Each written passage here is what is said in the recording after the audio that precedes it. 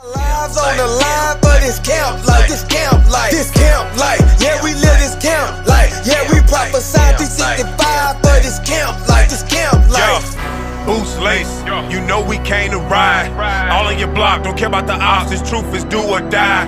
Come crown the kings and watch how we bling. We here 365. While you and your dreams, we on the scene, saving our people's lives. What a time to be alive when it's going down. I got both eyes on the same prize. If you're trying to build, then it's hammer time.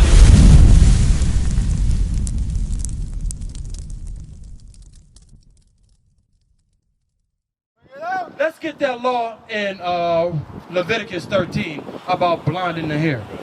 Because our sisters, that's something that you should not be doing. That's a law going against your God. Jesus Christ, the black Messiah, gave us laws, statutes, and commandments as a race that we are supposed to follow. Not no other race of people. Only us. You got that? This is what it's not to be like to envy your oppression. Read that. Leviticus chapter 13, verse 30. Then the priest shall see the plague, and behold, if it be in sight deeper than the skin. Hey, brother, come on up right quick. I got a quick question for you. What's your nationality, bro? Come on up right quick, bro. Come on up right quick. What's your nationality, bro? What do you identify yourself with? You good? Give me, you can drop that. We're going to go straight to the round, yeah? I got a question, bro. Yeah. What do you identify yourself? What's your nationality, if I may ask? Mixed. You're mixed, okay. Well, what is your father? He's African. Your father is African American, all right? So according to the Bible, let me get Numbers 1 and 18. According to the Bible, you are what your father is. So if your father is an so-called African American, you would be a so-called African American. I'm saying so-called because that's not our God-given name, right? The word African American derives from two different white men, right? You don't come from two different white men, correct? Right? So according to the Bible, if your father would be a so-called African American or American black or a Negro, you will be from the tribe of Judah. Just like myself, just like my brother here. You will be from the tribe of Judah, right? Now, Jesus Christ comes from that same tribe, right? So why do they have his image painted in all the churches as a so-called white man? You see what I'm saying? That's the confusion, right? So I'm going to ask you something. Do you know, you can drop that, let's go straight to the curses. Do you know your history? Do you know how we got to this landmass? Huh? How did we get here? You're all right. All right. So I'm gonna show you according to the Bible. All right. Are you familiar with the story of Moses? Do you have a little bit of Bible knowledge? A little bit. All right. So Moses was a so-called black man, right? So if you know the history of Moses, the children of Israel, we were under captivity under the hand of the Egyptians, right? Which is another so-called black race, right? So they had us, the children of Israel, in captivity, right? So that's the start of the history right there. But Moses freed us from the hand of the Egyptians, right? And this is what he told us, right? Let's get Deuteronomy chapter 28 and verse 15. Deuteronomy chapter 28, verse 15. But it shall come to pass, if thou wilt not hearken unto the voice of the Lord thy God, to observe to do all his commandments and his statutes which I command thee this day, that all these curses shall come upon thee and overtake thee. So Moses told the children of Israel, if we don't keep the commandments of God, all these curses are going to come upon us. So when you look at our people today, right, do we look like we're on top or do we look like we're on the bottom? Do we look like we're as a nation, not as an individual, as a nation of people, right? Because when you look at the so-called white man as a nation of people, they're presidents, they got congressmen, right? They got the legislative office, right? They got these different organizations set up for themselves. They even got their own army, right? Hey sis, come look at this sound right here. They even got their own army, right? So when you look at the so-called white man, they are in power today. They control everything that goes on today. They control the very thoughts you have in your head. How do they do that? With television, right? You see what I'm saying? So, which makes you not read your history or go find out your history according to the Bible, right? So, Moses told the children of Israel, if we did not keep the commandments of God, we will be cursed as a nation of people, right? Today we are cursed. Today we are the ones getting gunned down in the street. Hold that and give me Zechariah 11. I'm going to show you to you out the Bible. I'm going to bring it to you precept upon precept. Because as a nation of people, we're lost, right? We serve this Jesus. We serve this God right here. This is what we serve. We serve an idol, right? We serve a God that doesn't even look like us. According to the Bible, Jesus Christ is a black man. So why, when a so-called white man came over here and he gave us that white image, he had a purpose behind it, to keep us asleep.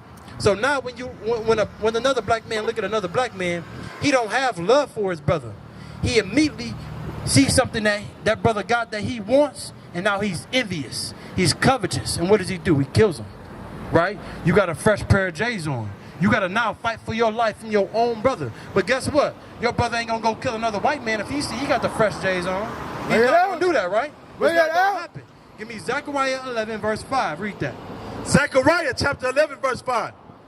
Whose possessors slay them. So the Bible says, whose possessors slay them. It says, whose possessors, because as a nation of people, we are possessed. We are being owned.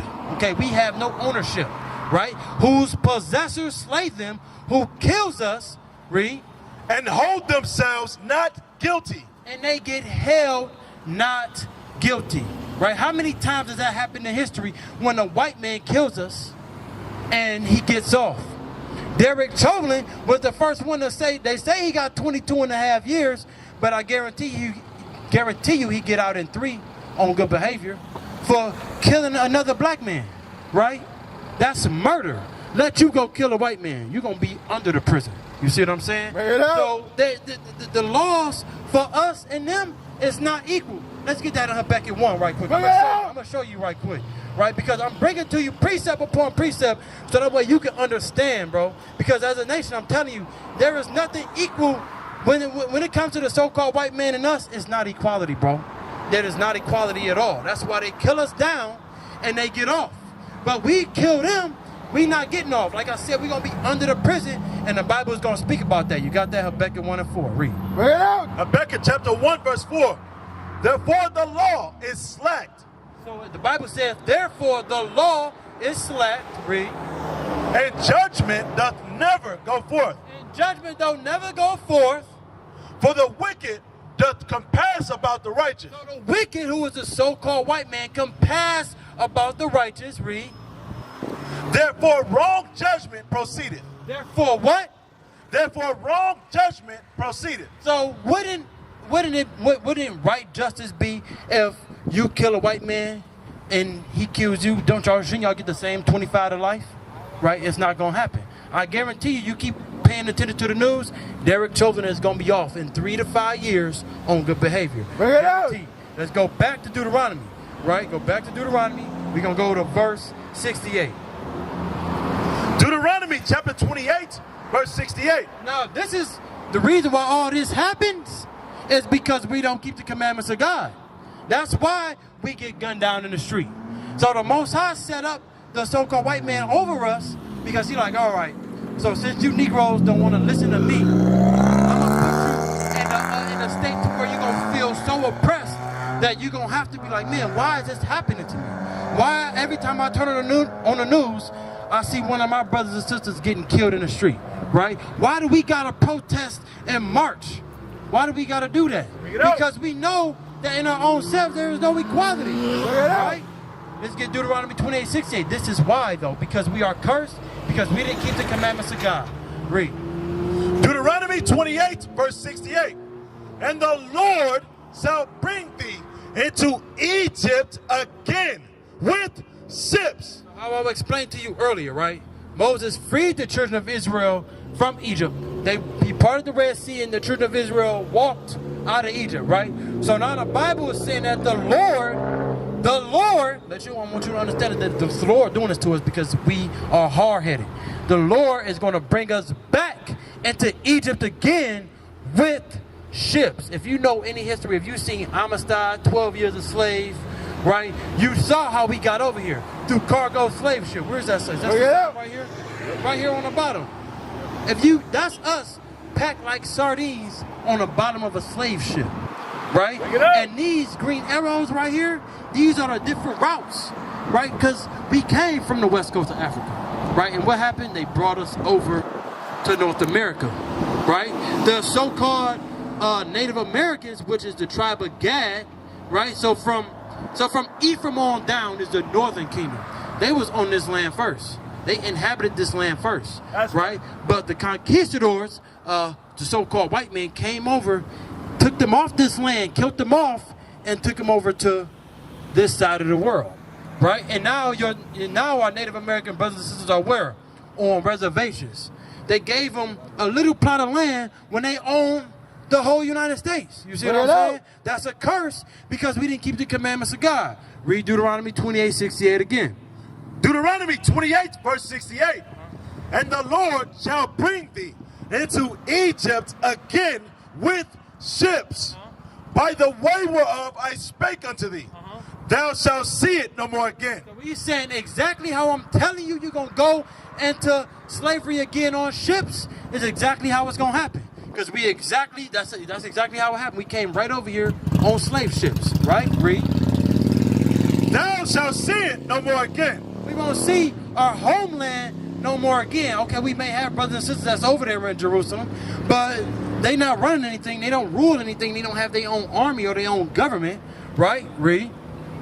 And there ye shall be sold unto your enemies. So the Bible says, and there, once that slave ship docks, and there, what's going to happen? Ye shall be sold unto your enemies. We are going to be sold unto our enemies. We are going to be put on auction blocks. Where is that sign at? Where the auction blocks at? Auction blocks, auction blocks. Right here. If you ever seen a movie called Mandingo, that's when they take the top slave, right? So when you look right here, auction blocks. It says, and there, right? Read it again. And there ye shall be sold unto your enemies, for bondmen and bondwomen. It said, and there, once that slave ship docked, you are going to be sold unto your enemies. So that's what they did to us. They put us up on auction blocks, right? Let's go to verse 32. Bring it out. Give me verse 32. Oh, yeah, finish that. For bondmen and bondwomen, and no man shall buy you. That buy word, that's the old Quaker word for redeem. Nobody's going to be able to redeem us because we're still in captivity to this day, right? Let's go. Let's get another curse. Go to verse 32. Deuteronomy 28, verse 32. Thy sons and thy daughters shall be given unto another people. The Bible says our sons and daughters are going to be given unto another people. That still happens today, right? When they brought us over here on those ships, what did they do? They separated the families. Right? The dad would go to a plantation in North Carolina, the mom would go to a plantation down in Florida, and they're going to take the kids wherever. Right? Any plantation, hey, we got room for 2 kids. You see what I'm saying? So that's us not having no power, right? Read that again. Thy sons and thy daughters shall be given unto another people, and thine eyes shall look and fail with longing for them all the day long. And there shall be no might in thine hand. So we're not going to have no power, no might to get our kids back. Let's go to verse 45. I'm going to show you another one. Go to verse 45, huh? You got to go? All right, bro. Well, look. Look on the back of that flyer, bro. All right. We got an address, right? And you see what you got in your hand right there? That cigarello? That's not what we're supposed to be doing as a nation of people. I'm going to show you something right quick. Give me 1 Corinthians 3:16. Yep. Because you about to go roll up, that's not what we're supposed to be doing according to God. That's a sin, right? So, let's get that. Read. This is why we in captivity, bro. Because I used to do the same thing, but I had to realize once I start reading my history in this Bible, I can't be smoking weed. We can't be smoking weed. We can't be smoking cigarettes. We can't be smoking Black and Milds. We can't be getting drunk, right? Ain't nothing wrong with drinking a little bit, but it's something wrong when you're getting drunk. You see what I'm saying? When you smoking that, what is that really doing for you? It's just something to do, right? I ask myself, it's just something to do. But this, right, it alters your mind to make you feel like you on a spaceship or something, right? But you're not, right? You just sitting in your car, blown back to the face. But I'm gonna show you what the Bible says about that. Read. 1 Corinthians chapter 3, verse 16. Know ye not that ye are the temple of God? You, my brother, are the temple of God, right? You are. Read. And that the Spirit of God dwelleth in you? The Spirit of God dwells in you. The laws, they dwell in you. But what? Read. If any man defile the temple of God. So if you defile the temple of God by smoking weed, smoking cigarettes, having sex outside of marriage, being a sodomite, right? If you that's defiling your temple. Vice versa for the woman, right? If she's into sodomy, if she's having sex outside of marriage, you're defiling your temple, right? Read. Him shall God destroy. What's God gonna do? Him shall God destroy. For the temple of God is holy. For the temple of God is holy. God will destroy you for destroying your temple because his temple is holy. Meaning you got the greatest temple out of all these other nations, bro. We got the greatest temple out of all these other nations. That's why we excel in sports. You see what I'm saying? Right? Read.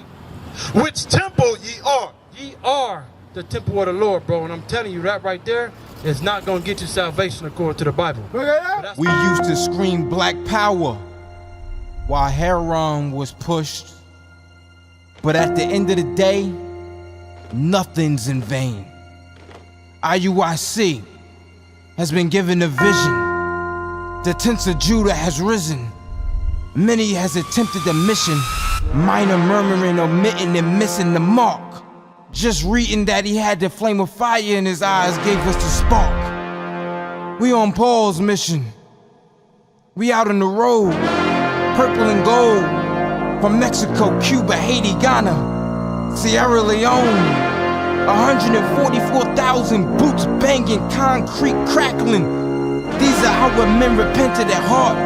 The scriptures is proof. IUIC, we deliver the truth.